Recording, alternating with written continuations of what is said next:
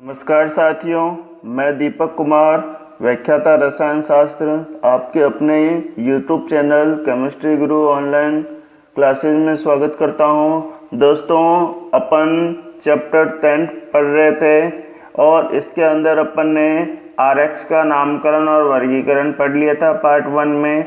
दूसरे पार्ट में अपन ने RX की बंधीय संरचना और दो निर्माण की विधि पढ़ ली थी, एक एल्केन से पढ़ लिया था और एक एल्कीन से पढ़ लिया था।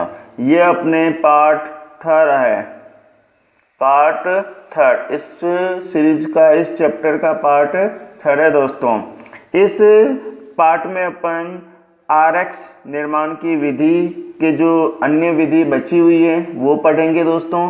साथ के साथ ही अपन RX के भौतिक गुण भी पढ़ेंगे, भौतिक गुणों का भी अध्ययन करेंगे। तो देखिए, बिना देर के अपन बात करते हैं RX का निर्माण। RX के निर्माण में पहली विधि थी एल्केन से, दूसरी विधि थी एल्कीन से। एल्कीन में भी अपन ने दो चीजें पढ़ी थी, एक पढ़ा था मार्कोनिकॉफ नियम, मार्कोनिकॉफ नियम पूरी रिएक्शन मैकेनिज्म बताया था दोस्तों मैंने आपको, और एक पढ़ा था प्रति मार्कोनिकॉफ नियम, प्रति मार्कोनिकॉफ नियम, जिसे पेरोक्साइड प्रभाव भी बोला था, पेरोक्साइड प्रभाव भी कहते हैं। और इसी को आपने एक और नाम दिया था खड़ास प्रभाव। तो ये सब एक ही है। और प्रति को भी इंग्लिश में बोलते हैं एंटी, प्रति को क्या बोलते हैं? एंटी। तो इसका नाम हो जाएगा एंटी मार्कोनिकॉफ रोल। तो ये दो अपन ने पढ़ लिए थे एल्केन से और एल्कीन से। अब जो अपन पढ़ने वाले हैं वो है अपना हैलोजन विनिमय द्वारा। हैलोजन, हैलोजन का मतलब क्या होता है? एक्स यानी क्या होगा? फ्लोरीन, क्लोरीन, ब्रोमीन और आयोडीन, ये है हैलोजन। तो इसी का क्या करना है? एक्सचेंज करना। जैसे फ्लोरीन है उसकी जगह क्लोरीन लिया है, क्लोरीन है उसकी जगह ब्रोमीन लिया है, इसी तरह से फ्लोरीन है उसकी जगह आयोडीन लेके आ गए या ब्रोमीन लेके आ गए। तो इस तरह का जो एक्सचेंज होता है, एक्सचेंज को ही क्या बोलते हैं? विनिमय। एक्सचेंज को क्या बोलते हैं? विनिमय। और इसको और अच्छे से हिंदी में बोलूं तो अदला बदली, अदला बदली। एक जगह से एक हैलोजन को हटाया, उसकी जगह पे दूसरा हैलोजन लेके आ गए। दोस्तों, हैलोजन विनिमय अभिक्रिया 2 है, हैलोजन विनिमय अभिक्रिया 2 है। ये आपको स्क्रीन पे दिख रहा होगा, हैलोजन विनिमय अभिक्रिया 2 है। एक अभिक्रिया है दोस्तों स्वार्ट अभिक्रिया, एक अभिक्रिया है स्वार्ट अभिक्रिया और एक अभिक्रिया है फ्रिंकेलस्टीन अभिक्रिया, फ्रिंकेलस्टीन अभिक्रिया। दोनों ही इंपॉर्टेंट रिएक्शन है दोस्तों, क्योंकि दोनों ही नेम रिएक्शन है, दोनों ही क्या है? नेम रिएक्शन है। अब देखिए, यहाँ दोनों नेम रिएक्शन में मैं आपको ट्रिक से बताने वाला हूँ। देखिए, दो नेम है, एक तो नाम है स्वार्ट, छोटा नाम है, और एक है फ्रिंकेलस्टीन अभिक्रिया, बड़ा नाम है। बड़ा नाम का मतलब है बड़ा समूह को जोड़ना, बड़ा नाम का मतलब है बड़ा समूह को जोड़ना, और छोटे नाम का मतलब है छोटे समूह को जोड़ना। आपने ध्यान दिया होगा, फ्लोरीन, क्लोरीन, ब्रोमीन और आयोडीन जब वर्ग में ऊपर से नीचे जाते हैं तो साइज क्या होती है? बढ़ती है। साइज क्या होती है दोस्तों? बढ़ती है। वर्ग में ऊपर तो नीचे जाने पर साइज बढ़ेगी, तो आयोडीन का आकार क्या होगा? सबसे बड़ा होगा, और फ्लोरीन का आकार क्या होगा साथियों? सबसे छोटा होगा। अब फ्लोरीन सबसे छोटा है, तो देखो नाम भी क्या है? स्वार्ट अभिक्रिया, नाम भी क्या है? स्वार्ट अभिक्रिया। और फ्रिंकेलस्टीन अभिक्रिया में क्या है? बड़ा नाम है, इसलिए अपने को क्या जोड़ना है? बड़ा समूह जोड़ना है। जैसे कि मैंने लिख दिया RI, और इसकी अभिक्रिया करवा दी किससे? AgF से। क्या बताया? स्वार्ट अभिक्रिया है, छोटा समूह लेके आना है ना। तो फ्लोरीन का आकार क्या होगा? सबसे छोटा होगा। फ्लोरीन का आकार क्या होता है साथियों? सबसे छोटा होता है। और जब फ्लोरीन का आकार सबसे छोटा होगा तो यही इसमें क्या करेगा? पार्टिसिपेट करेगा। तो देखिए, फ्लोरीन के स्थान पे क्या आ जाएगा? आयोडीन, और आयोडीन के स्थान पे क्या आ जाएगा? फ्लोरीन। तो इस तरह से ये अभिक्रिया क्या होगी? संपन्न हो जाएगी और बन क्या जाएगा? F plus AgI, RF plus AgF। तो ये बोल सकता हूं एल्किल फ्लोराइड निर्माण की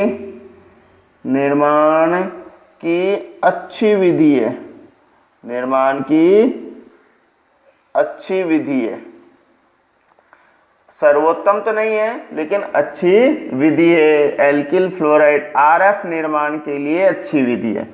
दूसरा क्या दिखाया, फ्रिंकेलस्टीन अभिक्रिया। दूसरा क्या है, फ्रिंकेलस्टीन अभिक्रिया। तो देखिए क्या कर दिया, RCl ले लेते हैं।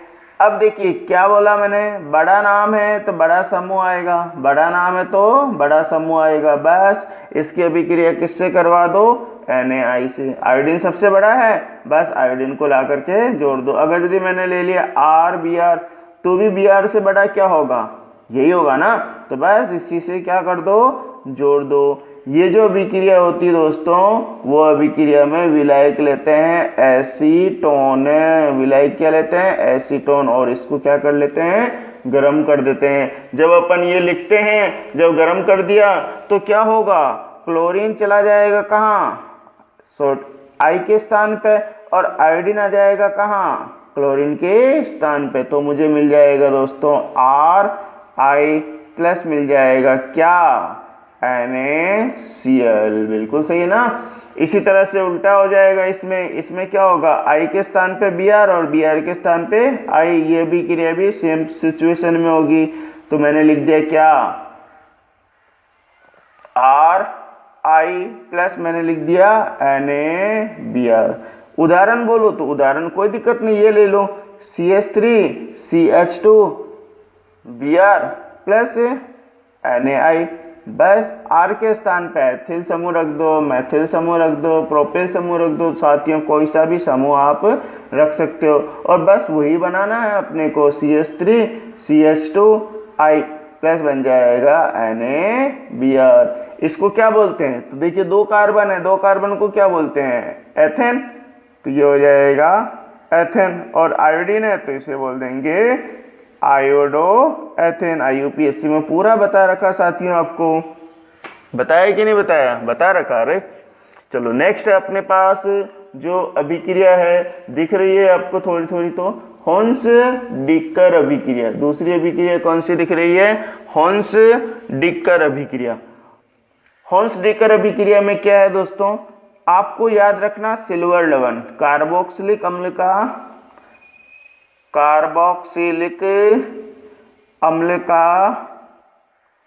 सिल्वर लवण, कार्बोक्सिलिक अम्ल का क्या होता है साथियों, सिल्वर लवण होता है। और सिल्वर लवण की अभिक्रिया किससे करवाते हैं, Br2 जल से। ब्रोमीन की अवस्था कौन सी होती है, लिक्विड होती है। बस इसी से अभिक्रिया करवा लो। और इसी अभिक्रिया को एक नाम और जानते हैं दोस्तों, इस अभिक्रिया को बोलते हैं विकार्बोक्सीकृत ब्रोमीनीकरण। क्या बोलते हैं, ब्रोमीनीकरण। विकार्बोक्सी, देखो क्यों बोलते हैं विकार्बोक्सीकृत ब्रोमीनीकरण। तो देखिए अपन मैं लिख रहा हूं, एक अभिक्रिया लिख रहा हूं, COOAG। ये कार्बोक्सिलिक अम्ल का क्या हो गया, सिल्वर लवण। इसकी अभिक्रिया किससे करवा दो, Br2 से। किससे करवा दो, Br2 से। जो अभिक्रिया होगी वो साथियों होती है CCl4 की उपस्थिति में, CCl4 की उपस्थिति में होती है कार्बन टेट्राक्लोराइड से। देखिए एक ब्रोमीन R के साथ जुड़ जाएगा तो बनाएगा RBr, एल्किल ब्रोमीन, प्लस एक ब्रोमीन Ag के साथ जुड़ जाएगा तो इसमें बन जाएगा AgBr।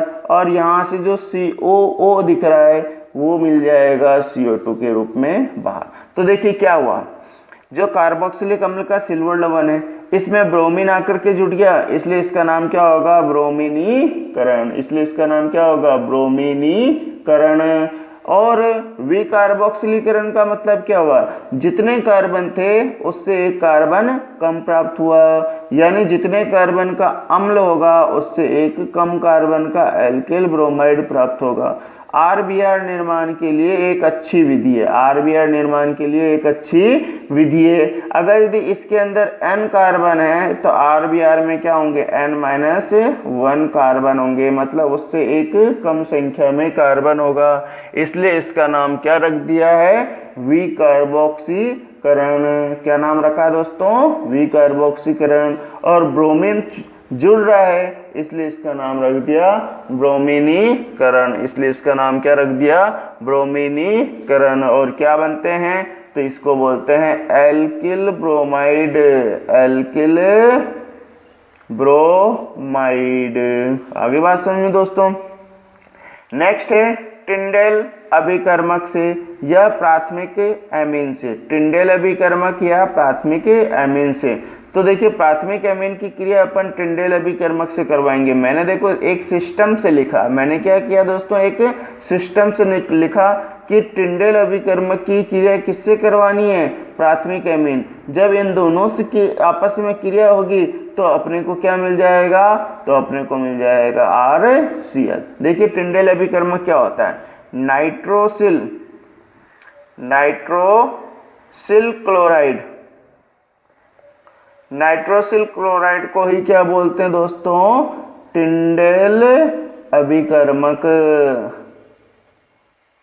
नाइट्रोसिल क्लोराइड को क्या बोलते हैं, टिंडेल अभिकर्मक। और प्राथमिक एमीन क्या होता है, तो जब कार्बन से क्या जुड़ जाए, NH2 समूह, कार्बन से जुड़ जाए NH2 समूह, तो इसी को बोलते हैं 1 डिग्री का एमीन या प्राथमिक एमीन। इसी को क्या बोलते हैं, 1 डिग्री का एमीन या प्राथमिक एमीन। देखिए किस तरह से रिएक्शन फॉरवर्ड करवाते हैं अपन, पूरा कंप्लीट रिएक्शन किस तरह से होता है।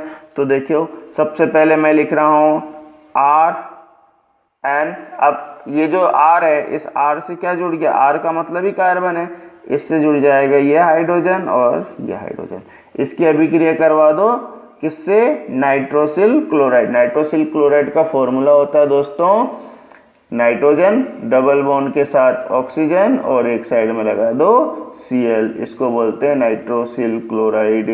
या इसको शॉर्टकट में लिखो तो NOCl, इसको शॉर्टकट में लिखो तो NOCl, है ना, नो कल, नो कल, NO नो और Cl का मतलब कल, इस स्टाइल से याद रखो, नो कल, ठीक है, नो नाइट्रोसिल और क्लोराइड नो कल। आगे बात समझ, तो इसकी अभिक्रिया करवा दो Cl N डबल बॉन्ड, यहाँ से ये बाहर और यहाँ से ये भी बाहर। क्या मिल गया, एक तो RCl मिल गया दोस्तों, और एक मिल गया क्या, N2, और एक मिल गया H2, एक मिल गया H2। जब इन सबको बाहर निकालते हैं तो देखो क्या क्या मिल रहा है, एक तो मिल रहा है RCl प्लस मिल रहा है N2 नाइट्रोजन, तो गैस होती है, बस उड़ा दो इसको और मिल जाएगा H2। क्या R का मतलब क्या लेना, अरे भाई R का मतलब कुछ नहीं लेना, R का मतलब क्या हो सकता है, CH3 CH2 CH2 CH2 और N डबल N H और H, इसकी अभिक्रिया ये करवा लो, ये अलग कर दो। बिल्कुल इजी है रे, बिल्कुल इजी है साथियों, बिल्कुल इजी है। CH3 CH2 Cl plus N2 plus H2, R की जगह और कुछ भी वैल्यू रख सकते हो। तो ये थी दोस्तों RX निर्माण की 5 विधि। अब अपन अगली विधि की ओर चलते हैं। जो अपना अगला विधि है वो है अल्कोहल से, जो अपना अगला विधि है दोस्तों वो आ रहा है अल्कोहल से। देखिए अल्कोहल भी अपने पास कई तरीके से हैं, तो सबसे पहले बात करते हैं अल्कोहल में जो रिएक्शन देख रहे हैं उसमें सबसे पहली जो अभिक्रिया है वो है HX से, HX से हैलोजन अम्लों से। इसे क्या बोलते हैं दोस्तों, हैलोजन अम्ल बोलते हैं। तो हैलोजन अम्लों से किस प्रकार से बनाते हैं, तो सबसे पहले बात कर रहा हूं HX की क्रियाशीलता क्या होती है। तो HX की क्रियाशीलता, क्योंकि अपने को ये भी याद रखनी पड़ेगी क्रियाशीलता। जो HX की क्रियाशीलता होती है वो साथियों होती है HI सबसे ज़्यादा क्रियाशील होता है, उससे कम होता है HBr, उससे कम होता है HCl और सबसे कम होता है HF। सबसे कम HF क्रियाशील होता है और सबसे ज़्यादा क्रियाशील होता है HI। कारण, अरे भाई कारण बिल्कुल इजी है, H और F और HCl, HBr और HI। अब बात करते हैं, देखिए फ्लोरीन का आकार सबसे छोटा होगा तो इसका बीच का बंध कोण भी क्या होगा, बॉन्ड लेंथ भी क्या होगा, कम। और इसमें आयोडीन का आकार सबसे बड़ा होगा तो इसका Bl बॉन्ड लेंथ भी क्या होगा, अधिक होगा। अब बंध लंबाई ज्यादा होगी तो बताओ इसे आसानी से टूट जाएगा कि नहीं टूटेगा। जब ये आसानी से टूटेगा तो इसकी क्रियाशीलता क्या होगी, सबसे ज्यादा होगी। और ये बंध लेंथ, बॉन्ड लेंथ जो होती है ज्यादा होती है, बंध लंबाई ज्यादा होने के कारण से ये आसानी से टूट जाएगा, इसलिए सर्वाधिक अम्लीय भी होता है, सर्वाधिक अम्लीय होता है। अगर यदि आपसे मैं पूछूं बताओ इन चारों में से सबसे ज्यादा अम्लीय कौन होगा, तो आप क्या बोलोगे, HI सबसे ज्यादा अम्लीय है और HI ही सबसे ज्यादा क्रियाशील है। बाद में अपन देखेंगे जो आपका एल्किल ब्रोमाइड है, एल्किल ब्रोमाइड है उसकी तुलना में एल्किल आयोडाइड सबसे ज्यादा क्रियाशील है। क्रियाशीलता का क्रम एल्किल फ्लोराइड से ज्यादा क्या होगा, एल्किल क्लोराइड, उससे ज्यादा एल्किल ब्रोमाइड और सबसे ज्यादा एल्किल आयोडाइड। क्यों होगा, वही कारण है, R तो सेम है, कार्बन का आकार से सेम है, लेकिन आयोडीन का आकार क्या है, सबसे बड़ा है, इसलिए ये आसानी से टूट जाएगा। और समस्त एल्किल हैलाइडों में एल्किल आयोडाइड सबसे ज्यादा क्रियाशील होते हैं, वो अपन क्रियाशीलता में देखेंगे दोस्तों। तो ये थी दोस्तों HX की क्रियाशीलता। इसी के साथ साथ मैं बात करना चाह रहा हूं कि अल्कोहल की क्रियाशीलता क्या होती है, अल्कोहल की क्रियाशीलता, क्योंकि अपने पास अल्कोहल का भी क्रियाशीलता का क्रम पता होना चाहिए। तो देखिए ROH की क्रियाशीलता, देखिए दोस्तों ROH की क्रियाशीलता दो प्रकार की होती है। एक तो होती है 3 डिग्री ROH सबसे ज्यादा क्रियाशील होता है, फिर 2 डिग्री का और फिर 1 डिग्री का। और कुछ किताबों में आपको ये भी मिलेगा 1 डिग्री का ROH सबसे ज्यादा क्रियाशील है, फिर 2 डिग्री का और फिर 3 डिग्री का। दोनों ही क्रम सही है दोस्तों, ये भी सही है और ये भी सही है, दोनों ही सही है। मैं ये नहीं कह रहा हूं कि ये गलत है और ये सही है, लेकिन कंडीशन होनी चाहिए। लेकिन क्या है, कंडीशन होनी चाहिए। जब आपसे पूछा जाए 3 डिग्री का, या कहा जाए कि 3 डिग्री का अल्कोहल सबसे ज्यादा क्रियाशील है, तो वो कंडीशन कौन सी होगी, और 1 डिग्री का अल्कोहल सबसे ज्यादा क्रियाशील है तो वो कंडीशन कौन सी होगी। दोस्तों अलग अलग स्थिति में अलग अलग अल्कोहल अपनी क्रियाशीलता को प्रदर्शित करते हैं। मैं कह रहा हूं दोनों ही सही है। क्यों सही है, तो देखिए साथियों, क्यों सही है तो देखिए साथियों, पहला इसी के बारे में लिख रहा हूं। जब अल्कोहल OH समूह का त्याग करता हो, जब अल्कोहल OH समूह का त्याग करता हो तब तो 3 डिग्री का अल्कोहल क्या होगा, सबसे ज्यादा क्रियाशील होगा, उसके बाद से कम 2 डिग्री का और उससे कम 1 डिग्री का। और ये जो 1 डिग्री का अल्कोहल सबसे ज्यादा क्रियाशील होगा तो कब होगा, जब अल्कोहल H का त्याग करे, जब अल्कोहल में से केवल और केवल क्या निकले, हाइड्रोजन निकले, तो उस स्थिति में 1 डिग्री का अल्कोहल सबसे ज्यादा क्रियाशील होगा। और दूसरी बात करें कि ये जो OH त्यागेगा, जब OH त्यागेगा तो ये कौन होगा, तो देखो OH कौन देते हैं, क्षार देते हैं। तो बात करते हैं, यह अल्कोहल की क्षारीय गुणों की व्याख्या करता है, क्षारीय गुणों की व्याख्या। जब आपको अल्कोहल की क्षारीय गुणों की व्याख्या करनी है दोस्तों, तब तो आप बोलोगे कि सर 3 डिग्री का अल्कोहल क्या है, सर्वाधिक क्रियाशील है। और जब आपको अम्लीय गुणों की व्याख्या करनी है, अम्लीय गुणों की व्याख्या। जब आपको अल्कोहल की अम्लीय गुणों की व्याख्या करनी है तब आप बोलेंगे कि ये 1 डिग्री का अल्कोहल सबसे ज्यादा क्रियाशील है। इसका क्या कारण है? तो कारण है दोस्तों, मैं आपको जीओसी में पढ़ा चुका हूं कि कारण है प्रेरणिक प्रभाव। कारण क्या है? प्रेरणिक प्रभाव। प्रेरणिक प्रभाव के कारण से इसकी अम्लीय और क्षारीय गुणों की व्याख्या होती है। तो कारण कुछ नहीं है, कारण है प्रेरणिक प्रभाव। प्रेरणिक प्रभाव के कारण से यह अम्लीय क्षारीय गुणों में प्रदर्शित होते हैं। चलो अब अपन बात करते हैं कि अल्कोहल की जो गुण हैं अल्कोहल से निर्माण के लिए किस तरह से बनाते हैं। मैंने आपको बता दिया दोस्तों क्या कि ये 1 डिग्री का अल्कोहल भी क्रियाशील है सर्वाधिक, और 2 डिग्री का अल्कोहल भी सबसे ज्यादा क्रियाशील है।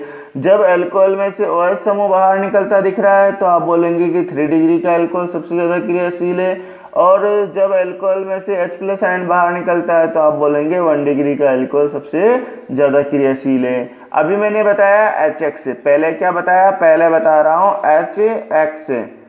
HX। अब देखिए इसके पास तो OH है नहीं है तो क्या होगा? ये H ही देगा। तो अल्कोहल क्या देगा दोस्तों? OH देगा। अल्कोहल क्या देगा? OH देगा। ये अम्ल है तो अल्कोहल किसकी तरह व्यवहार करेगा? क्षार की तरह, और क्षार की तरह व्यवहार करेगा तो अल्कोहल की क्रियाशीलता का क्रम ये वाली होगी कि नहीं होगी? चलो देखिए रिएक्शन करवाते हैं अपन। CH3CH2OH, इसकी अभिक्रिया करवा दो HCl से करवा दो, तो यहाँ से बाहर निकल जाएगा H2 और मिल जाएगा क्या? CH3CH2Cl प्लस क्या मिल जाएगा दोस्तों? H2O।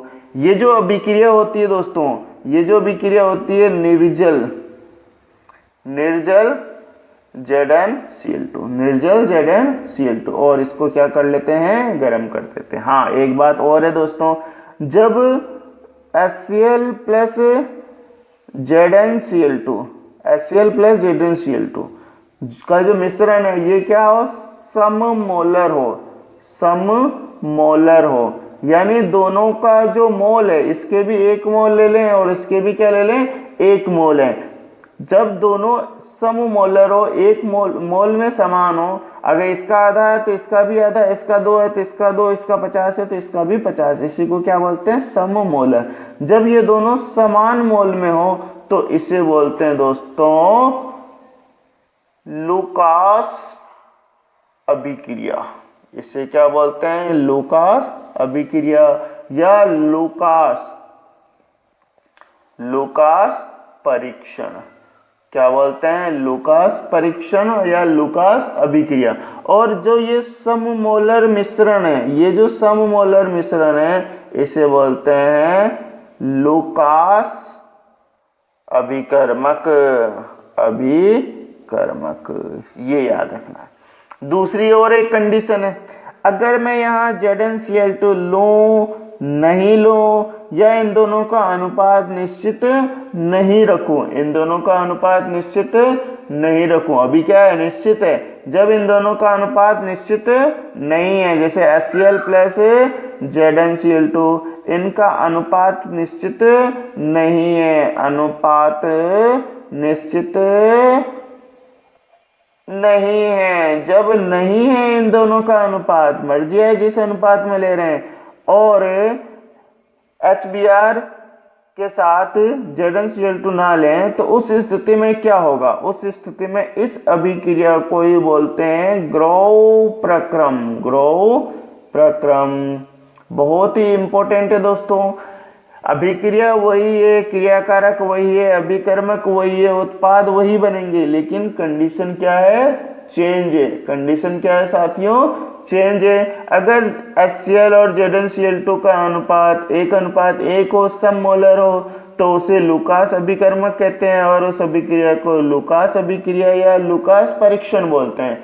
लेकिन अगर इनका अनुपात सेम नहीं है तो ऐसी स्थिति में इसको क्या बोलेंगे? ग्रोव प्रक्रम। बहुत ही इंपॉर्टेंट है। तो देखिए साथियों, एक साथ 2 नेम रिएक्शन हो गई कि नहीं हो गई? चलो इसी के साथ साथ ही एक और नेम रिएक्शन इसी में ले लेते हैं, बहुत ही इंपॉर्टेंट है। तो वो नेम रिएक्शन कौन सी है, तो इसका दूसरा पार्ट हो जाएगा SOCl2 से। इसको बोलते हैं थायोनिल क्लोराइड, थायोनिल क्लोराइड से। अब देखिए थायोनिल क्लोराइड से जब इस को करवा रहे हैं तो इस अभिक्रिया का नाम होगा डार्जेन, या कहीं आपको मिलेगा डार्जन अभिक्रिया, बहुत ही इंपॉर्टेंट है डार्जन या डार्जन अभिक्रिया। ये जो दोस्तों अभिक्रिया है वो आरसीएल निर्माण की सर्वोत्तम विधि है। कौन सी विधि है, सर्वोत्तम विधि है। क्यों है, क्योंकि इसके अन्य जो उत्पाद होते हैं वो क्या होते हैं, गैस होते हैं। और गैस तो आपको पता है जैसे अभिक्रिया अग्रसर होगी गैस क्या होगा, बाहर निकलता जाएगा, और जब गैस बाहर निकलता जाएगा तो अपने को उत्पाद को शुद्ध करने की जरूरत नहीं होगी। जैसे कि मैंने ले लिया ROH, इसकी अभिक्रिया करवा दी किससे, SOCl2 से। किसकी उपस्थिति में, तो पिरिडीन की उपस्थिति में। पिरिडीन में कितने कार्बन होते हैं, तो 5 कार्बन होते हैं और 5 ही हाइड्रोजन होते हैं और एक नाइट्रोजन होता है। पिरिडीन और नाइट्रोजन है तो इसको बोलते हैं पिरिडीन क्षार। देखो क्या होगा, एक ऑक्सीजन और SO बाहर निकल के क्या बना लेगा, SO2, और क्या बना लेगा, एक हाइड्रोजन और एक क्लोरीन मिलकर के क्या बना लेगा, HCl, प्लस मिल जाएगा आपको RCl। ये भी क्या है, गैस है, और ये भी क्या है, गैस है, बाहर निकल जाएगी। अगर यदि कुछ मात्रा में बच भी जाती है तो ये पिरिडीन और HCl दोनों मिलकर के, ये अम्ल है और ये क्षार है, दोनों मिलकर के क्या बना लेते हैं, लवण बना लेते हैं। अरे कैसे जुड़ा, तो कैसे जुड़ा, तो देखिए एक बार मैं लिख देता हूँ क्या, CH3CH2OH, ये अल्कोहल है, इसके अंदर जोड़ दो HCl, बस जुड़ा कि नहीं जुड़ा भाई। इसको यहाँ से कट कर दो तो क्या बन जाएगा, CH3CH2Cl, और यहाँ से इसको कट कर दो HCl, और थायोनिल क्लोराइड का फॉर्मूला बताया, ये डबल बॉन्ड O के साथ, तो बन जाएगा SO2HCl और CH3Cl। बस कंडीशन बिल्कुल इजी है दोस्तों, आप बेहिचक रहे हैं कि आपको सारी चीजें बताई जाएगी। ये Cl plus SO2 plus HCl, आगे बस में बहुत इजी रिएक्शन है। इसके बाद में अपन बात करते हैं अगली रिएक्शन। अगली है अपने पास PCl3 से क्रिया करवा दो। इसी का ये तीसरे नंबर की रिएक्शन, पहला रिएक्शन था HX से, दूसरा रिएक्शन है किससे, SOCl2 से, जिसे डार्जन अभिक्रिया बोला है, और तीसरी रिएक्शन है PCl3 से। तो देखिए PCl3 से अभिक्रिया करवाते हैं तो कुछ नहीं करना है, ROH प्लस PCl3। अब 3 क्लोरीन है तो बस 3 अणु ले लो इसके, तो यहाँ से इसको बाहर निकाल दो, एक R के साथ एक क्लोरीन, 2 R के साथ दूसरा क्लोरीन, 3 R के साथ तीसरा क्लोरीन, जोड़ करके इसको बाहर निकाल दो, क्या मिल जाएगा, RCl। कितने मिलेंगे, 3, प्लस मिलेंगे 3 OH POH का होल थ्राइड, जिसे आप क्या लिखते हैं, तो H3PO3, इसे बोलते हैं फॉस्फोरिक अम्ल बोलते हैं दोस्तों। चलो अब बात करते हैं चौथे नंबर पे PCl5 से क्रिया। कुछ नहीं करना है, ये ले लो ROH, इसकी अभिक्रिया PCl और Cl। तो PCl5 है ना, 5 क्लोरीन जोड़ने, तो 1 2 3 4 5 क्लोरीन जोड़ दिए। अब 5 जोड़ दिए तो बस इसको हटा दो, पहला ये इधर RCl, दूसरा ये HCl इधर, और तीसरा बन जाएगा POCl3। बनेगा क्या, तो बन जाएगा RCl प्लस मिल जाएगा HCl प्लस मिल जाएगा POCl3। बिल्कुल इजी था, है ना। चलो उम्मीद करता हूं दोस्तों ये आपको RX निर्माण की विधि समझ में आ गई होगी। अब अपन बात करते हैं अगली जो अभिक्रिया है उसकी ओर चलते हैं। तो ये थी अपने अल्कोहल निर्माण की संपूर्ण विधि के बारे में, RX निर्माण की संपूर्ण विधि के बारे में। अब अपना जो अगला टॉपिक है वो है RX के भौतिक गुण। RX के भौतिक गुण, देखिए RX का भौतिक गुण क्या क्या है। तो RX के जो भौतिक गुण हैं उनके अध्ययन करने रहे। पहला जो इसका जो RX के भौतिक गुण है उनमें अपन बात करते हैं जो सभी एल्किल हैलाइड है, सभी RX क्या होते हैं, रंगहीन होते हैं। सभी RX क्या होते हैं दोस्तों, रंगहीन होते हैं। जबकि जो एल्किल ब्रोमाइड है या एल्किल आयोडाइड है ये सनलाइट में, सूर्य के प्रकाश में, जो सूर्य के प्रकाश है उसके कारण से ये पीले हो जाते हैं, उसके कारण से ये क्या हो जाते हैं, पीले होते हैं। अभी मैं बताने वाला हूँ कि ये पीले क्यों होते हैं। जब इसे गर्म करते हैं, जलाते हैं, जलाने पर भी क्या होती है, जो हैलोजन परमाणु, अब हैलोजन परमाणु में क्या होता है दोस्तों, मैंने आपको इसकी संरचना बताई थी। तो हैलोजन परमाणु के पास क्या होते हैं, अतिरिक्त इलेक्ट्रॉन होते हैं। अतिरिक्त क्या होते हैं, इलेक्ट्रॉन होते हैं। ये जब इसे गर्म करेंगे या सूर्य के प्रकाश में रखेंगे तो ये जो इलेक्ट्रॉन है ये क्या होंगे, उच्च ऊर्जा स्तर पर चले जाएंगे। कहाँ चले जाते हैं, उच्च ऊर्जा स्तर पर। जब ये उच्च ऊर्जा स्तर पर चले जाते हैं तो इनका स्थायित्व क्या हो जाता है, स्थायित्व हो जाता है कम।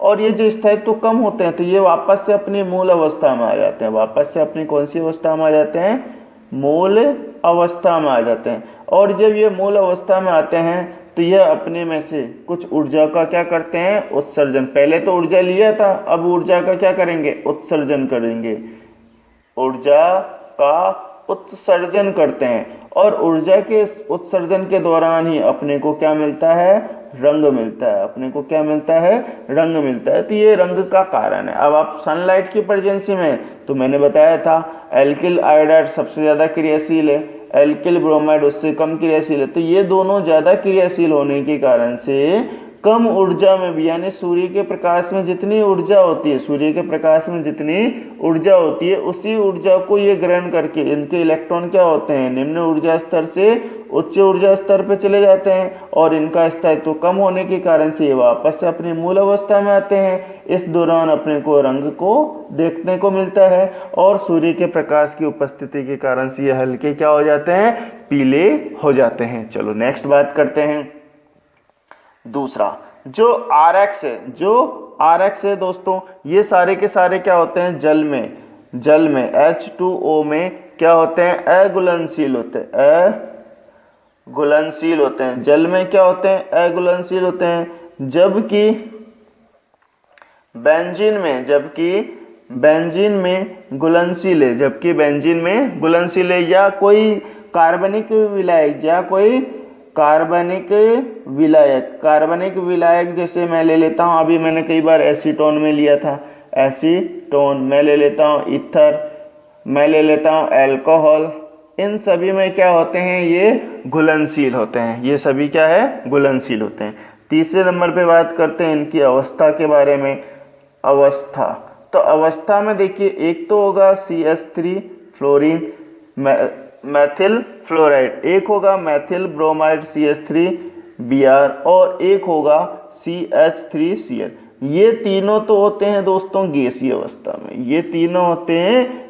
अवस्था में, बाकी अन्य जो होते हैं, अन्य जितने भी है वो सारे या तो द्रव होंगे या होंगे वो ठोस। आपको केवल इतना ही याद रखना कि फ्लोरोमेथेन, ब्रोमोमेथेन और क्लोरोमेथेन, इनकी ही अवस्था क्या होती है, गैस होती है। बाकी सभी की अवस्था क्या होती है, द्रव होती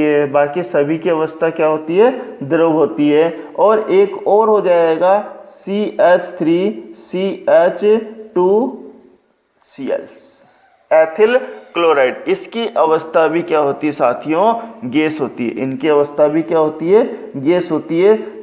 इसमें मैथिल फ्लोराइड नहीं आएगा दोस्तों, sorry.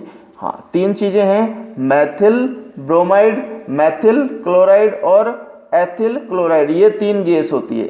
Methyl bromide, methyl chloride और एथिल क्लोराइड 3 गैस है। मेथिल फ्लोराइड में हाइड्रोजन बंद पाया जाता है। कौन सा बंद पाया जाता है? हाइड्रोजन बंद होने के कारण से इसकी अवस्था कैसी होती है? द्रव होती है। लेकिन आपको 3 याद रखने हैं, मेथिल क्लोराइड, मेथिल ब्रोमाइड और एथिल क्लोराइड, ये 3 गैस होती है। बाकी सभी या तो द्रव होगा या क्या होगा? ठोस होगा।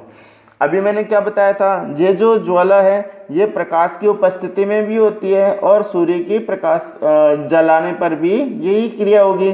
तो और जलाएंगे तो दोस्तों उसमें क्या होती है? ऊर्जा बहुत ज़्यादा होती है। जलाने पर इसके में ऊर्जा ज़्यादा होने के कारण से आपको RCl, RF, RBr और RI सभी के सभी क्या होंगे?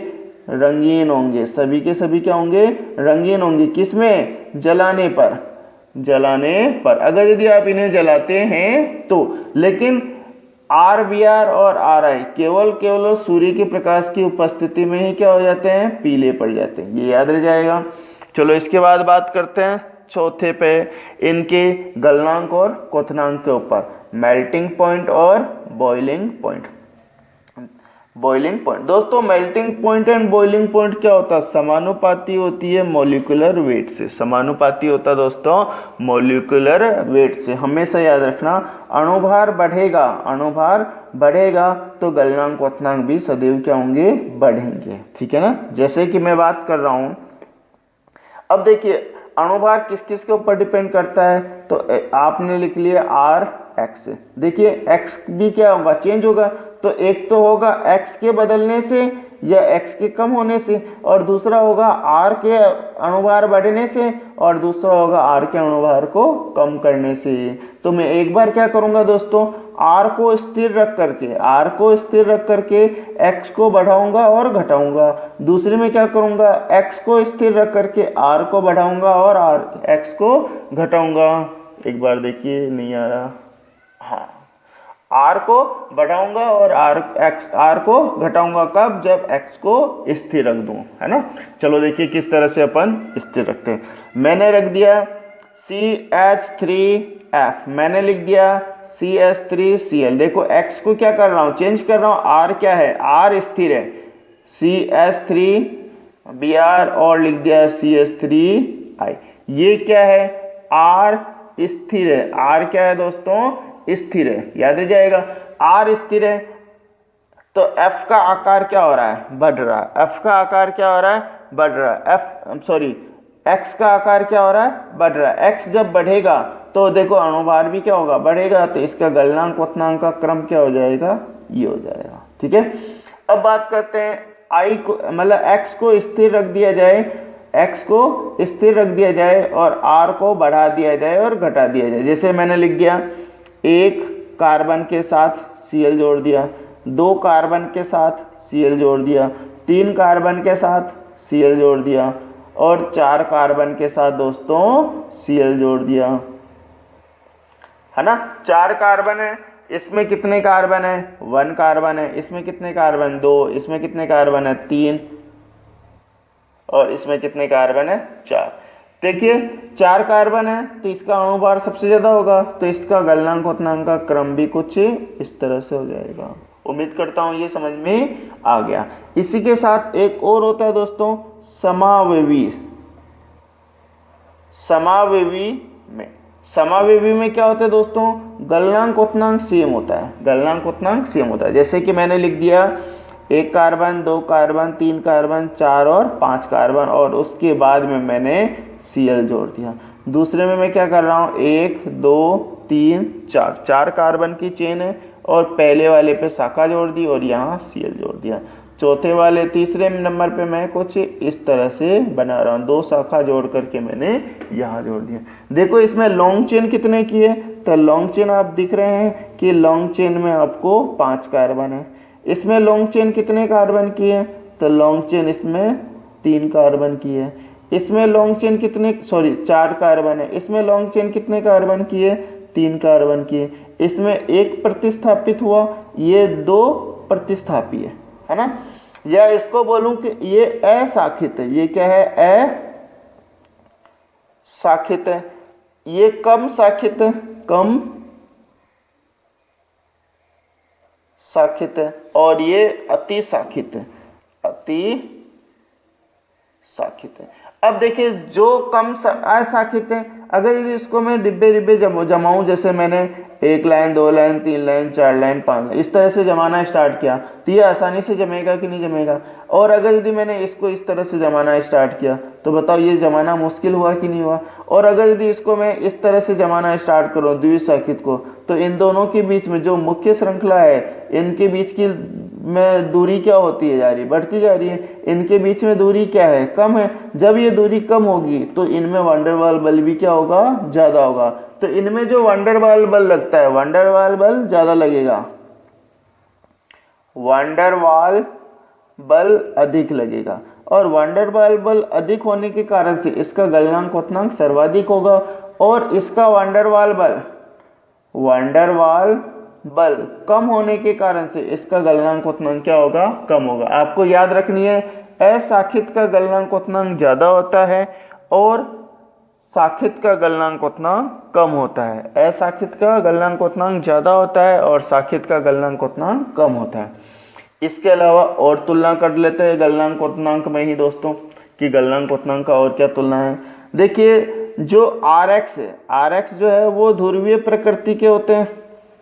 RX की प्रकृति क्या होती है दोस्तों, ध्रुवीय होती है। और ध्रुवीय होने के कारण से इनके melting point and boiling point, and क्या होगा, बॉइलिंग पॉइंट RH से अधिक होते हैं, RH से अधिक होता है। RH क्या है, तो RH दोस्तों हाइड्रोकार्बन है। RH क्या है, हाइड्रोकार्बन है। देखिए जैसे मैंने लिख दिया CH3Cl और मैंने लिख दिया CH4। देखिए CH3Cl किससे बना है, मेथेन से। तो ये हाइड्रोकार्बन है, मेथेन की तुलना में इसका गलनांक क्वथनांक क्या होगा, ज्यादा होगा। तो मेथिल क्लोराइड का गलनांक क्वथनांक क्या होता है, ज्यादा होता है, जिससे एल्केन से वो बने हैं, जिस एल्केन से बने हैं। तो ये समझ में आ गया दोस्तों, उम्मीद करता हूँ आपको अच्छे से समझ में आ गया। इसके बाद में और बात करते हैं इनकी क्रियाशीलता का क्रम। मैंने पहले ही बता तो दिया है, क्रियाशीलता का क्रम में मैंने क्या बताया था कि X का आकार समानुपाती होगी क्रियाशीलता के, यानी X का जितना ज्यादा आकार होगा उसकी क्रियाशीलता उतनी ही क्या होगी, ज्यादा होगी। क्यों होगी, हाँ तो क्यों होगी, तो देखिए क्रियाशीलता का क्रम, तो देखिए X का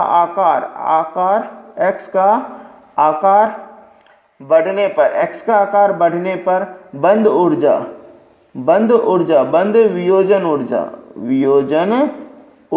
ऊर्जा क्या होती है दोस्तों, कम होती है। अब बंध वियोजन ऊर्जा कम होगी तो वह बंध आसानी से टूटेगा कि नहीं टूटेगा भाई। अगर यदि एक तो छोटी लकड़ी है और एक बड़ी लकड़ी है, लकड़हारे वाले कहानी तो सुन रखी है, तो छोटी लकड़ी क्या होती है, आसानी से टूट जाती है, जबकि बड़ी लकड़ी आसानी से नहीं, छोटी लकड़ी आसानी से नहीं टूटती है, जबकि बड़ी लकड़ी आसानी से क्या होती है, टूट जाती है। और बड़ी लकड़ी आसानी से टूटेगी तो यह बंध ऊर्जा कम होगी, कम ऊर्जा खर्च करनी पड़ेगी, और कम ऊर्जा खर्च करनी पड़ेगी तो उसकी क्रियाशीलता क्या होगी दोस्तों, बढ़ जाएगी। उसी तरह से एकल बंध है, एक डबल बंध है और एक ट्रिपल बंध है। तो लकड़हारे वाले कहानी से स्टाइल से बता रहा हूँ कि एक तो लकड़ी का एकल लकड़ी होती है, एक स्टिक होती है, तो उसको सभी बच्चे तोड़ देते हैं। लेकिन जब पूरा बंडल होता है तो उसको आसानी से तोड़ते हैं क्या, नहीं टूटते हैं। तो ये एकल बंध आसानी से टूटता है, उससे मुश्किल से द्विबंध टूटता है, और सबसे मुश्किल से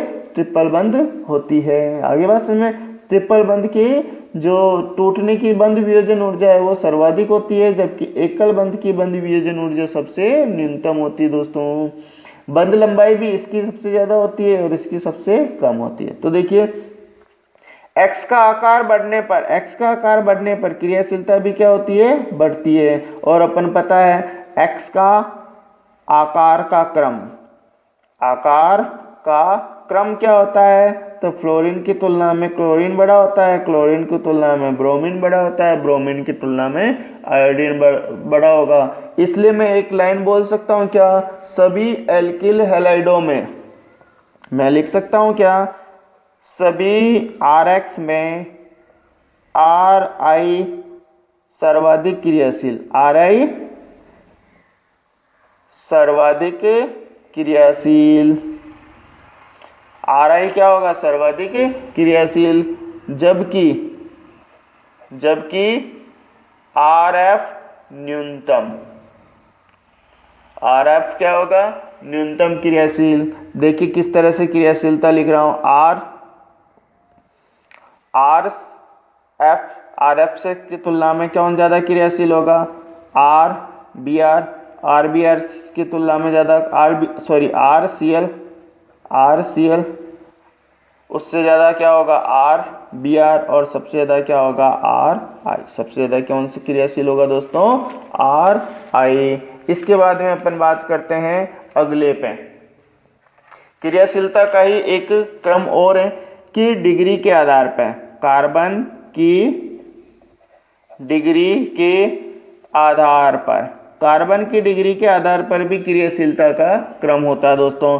तो देखिए कार्बन की डिग्री के आधार पर किस तरह से क्रियाशीलता होती है। मैंने लिखा कार्बन की डिग्री 1 और इस पे जोड़ दिया Cl, ये है 1 डिग्री का, या CH3Cl ले लेते हैं। दूसरा मैंने लिख दिया CH3CH2Cl, तीसरे पे मैंने लिख दिया CH3CH3 और यहाँ जोड़ दिया Cl, और चौथे पे बना देता हूँ CH3CH3 और लिख दिया Cl। ये है कार्बन की डिग्री, ये है आपका 1 डिग्री का, ये भी है आपका 1 डिग्री का, ये है 2 डिग्री का, और ये है 3 डिग्री का। दोस्तों ये जो कार्बन की डिग्री है, कुछ किताबों में कुछ टीचर के द्वारा ये पढ़ाया जाता है, ये सुपर 1 डिग्री है, सुपर 1 डिग्री है, बिल्कुल सही है, उनके अकॉर्डिंग सही है। आप भी बोलना चाहो तो सुपर 1 डिग्री बोल सकते हो, ऐसी कोई बात नहीं है, लेकिन इसकी डिग्री एक ही मानी जाती है, चाहे सुपर हो चाहे 1 हो, चाहे है तो एक ही डिग्री का, है तो एक ही डिग्री का। ये 1 डिग्री का है, ये 2 डिग्री का, और ये 3 डिग्री का। जो इनकी क्रियाशीलता है डिग्री के आधार पर, तो डिग्री बढ़ने से क्रियाशीलता भी क्या होती है, बढ़ती है। भाई आपकी भी डिग्री बढ़ेगी, आप भी योग्यता बढ़ाओगे तो आप भी एजुकेटेड होगे, और आपका भी समाज में रेपुटेशन होगा कि नहीं होगा। तो सेम वही है, कार्बन की डिग्री बढ़ने पर RX की क्रियाशीलता भी क्या होती है, बढ़ती है। यानी कार्बन की डिग्री बढ़ने पर RX की क्रियाशीलता बढ़ती है। आगे बात समझ में दोस्तों, RX की क्रियाशीलता बढ़ती है, ठीक है ना। तो ये थी दोस्तों क्रियाशीलता का क्रम। एक और आता है दोस्तों, कुछ अभिक्रियाओं में आपको जो इनकी डिग्री का क्रम है वो कुछ उल्टा मिलेगा। ये जो क्रियाशीलता का क्रम है दोस्तों, ये है SN1 अभिक्रिया के लिए, SN1 अभिक्रिया के लिए ये क्रियाशीलता का क्रम है। अब अगर यदि अपन अगली अभिक्रिया जो पढ़ेंगे उसमें पढ़ेंगे SN2 अभिक्रिया। उसमें दोस्तों 3 डिग्री का जो RX है वो सबसे कम क्रियाशील होगा, उससे ज़्यादा क्रियाशील होगा 2 डिग्री का RX, उससे ज़्यादा क्रियाशील होगा 1 डिग्री का RX, और सबसे ज़्यादा क्रियाशील होगा CH3X। ये अपन जो पढ़ते हैं ये अपन प्रेरणिक प्रभाव के आधार पर इसकी व्याख्या करते हैं। साथ के साथ ही जब अपन SN2 अभिक्रिया पढ़ेंगे तो वहाँ अपन देखेंगे त्रिविमीय बाधा, तो उस बाधा के टर्म्स में अपन देखेंगे वहाँ पे कि SN2 के टर्म्स में 1 डिग्री का RX या CH3X सबसे ज़्यादा क्रियाशील हैं। तो नेक्स्ट जो अपना पार्ट आएगा दोस्तों वो आएगा RX की रासायनिक